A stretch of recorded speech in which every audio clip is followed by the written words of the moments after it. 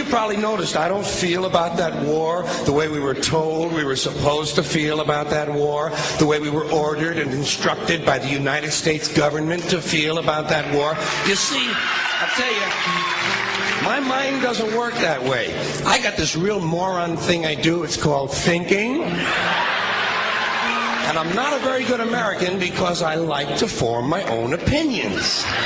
I don't just roll over when I'm told to. Sad to say, most Americans just roll over on command. Not me. I have certain rules I live by. My first rule, I don't believe anything the government tells me. Nothing. Zero. Nope.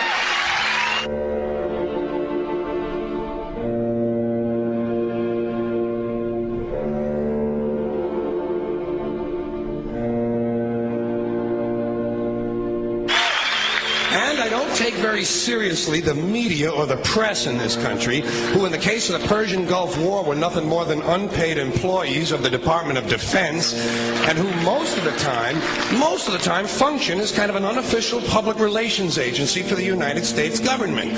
So I don't listen to them. I don't really believe in my country. And I gotta tell you folks, I don't get all choked up about yellow ribbons and American flags. Now, to balance the scale, I'd like to talk about some things that bring us together. Things that point out our similarities instead of our differences. Because that's all you ever hear about in this country is our differences. That's all the media and the politicians are ever talking about, the things that separate us, things that make us different from one another. That's the way the ruling class operates in any society. They try to divide the rest of the people. They keep the lower and the middle classes fighting with each other so that they, the rich, can run off with all the fucking money. Fairly simple thing happens to work. You know, anything different, that's what they're going to talk about. Race, religion, ethnic and national background, jobs, income, education, social status, sexuality, anything you can do, keep us fighting with each other so that they can keep going to the bank. You know how I describe the economic and social classes in this country? The upper class keeps all of the money, pays none of the taxes. The middle class pays all of the taxes, does all of the work. The poor are there just to scare the shit out of the middle class. Keep them showing up at those jobs. Politicians know that word. They use it on you. Politicians have traditionally hidden behind three things: the flag, the Bible, and children. No child left behind. No child left behind. Oh, really? Well, it wasn't long ago you were talking about giving kids a head start. Head start, left behind. Someone's losing fucking ground here. But there's a reason. There's a reason. There's a reason for this. There's a reason education sucks, and it's the same reason that it will never, ever, ever be fixed. It's never going to get any better. Don't look for it. Be happy with what you got. Because the owners of this country don't want that. I'm talking about the real owners now. The big, the wealthy, the real owners, the big wealthy business interests that control things and make all the important decisions. Forget the politicians. They're irrelevant. The politicians are put there to give you the idea that you have freedom of choice. You don't. You have no choice. You have owners. They own you. They own everything. They own all the important land. They own and control the corporations. They've long since bought and paid for the Senate, the Congress, the state houses, the city halls. They got the judges in their back pockets, and they own all the big media news, all the big media companies. So they control just about all of the news and information you get to hear. They got you by the balls.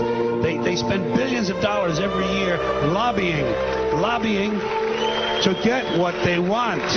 Well, we know what they want. They want more for themselves and less for everybody else. But I'll tell you what they don't want. They don't want a population of citizens capable of critical thinking. They don't want well-informed, well-educated people capable of critical thinking. They're not interested in that. That doesn't help them.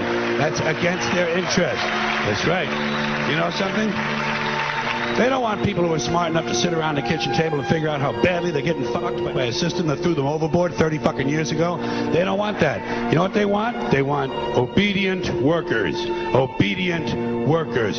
People who are just smart enough to run the machines and do the paperwork, and just dumb enough to passively accept all these increasingly shittier jobs with the lower pay, the longer hours, the reduced benefits, the end of overtime, and the vanishing pension that disappears the minute you go to collect it. And now they're coming for your social Social Security money. They want your fucking retirement money. They want it back so they can give it to their criminal friends on Wall Street. And you know something? They'll get it. They'll get it all from you sooner or later because they own this fucking place. It's a big club, and you ain't in it.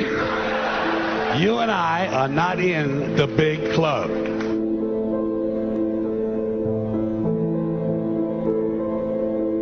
The greatest form of control is where you think you're free, when you're being fundamentally manipulated and dictated to. One form of dictatorship is being in a prison cell and you can see the bars and touch it. The other one is sitting in a prison cell but you can't see the bar, you think you're free. What the human race is suffering from is mass hypnosis. We are being hypnotized by people like this. Newsreaders, politicians, teachers, lecturers. We are in a country and in a world that is being run by unbelievably sick people.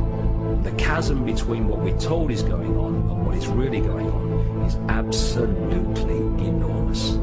The greatest hypnotist on planet Earth is a oblong box in the corner of the room. It is constantly telling us what to believe is real. Historically, the control and manipulation of political opinion has been the Freemasons' main weapon in gaining control of countries and states. Once in control of the rulers and politicians of a country, laws and political structures could be changed in accordance with their agenda. However, since restricting the body does not necessarily mean restricting the mind, the Freemason recognizes that their plan for a global government hinges completely on subduing the masses to their agenda, and thus eliminating opposition to their cause. And the greatest threat to their plan, posing more danger than any army or law, is the threat of a free-thinking mind. In order to eliminate this threat and to achieve their objective, the Masons have set about the boldest plan ever devised: the complete control of every aspect of human life, your life.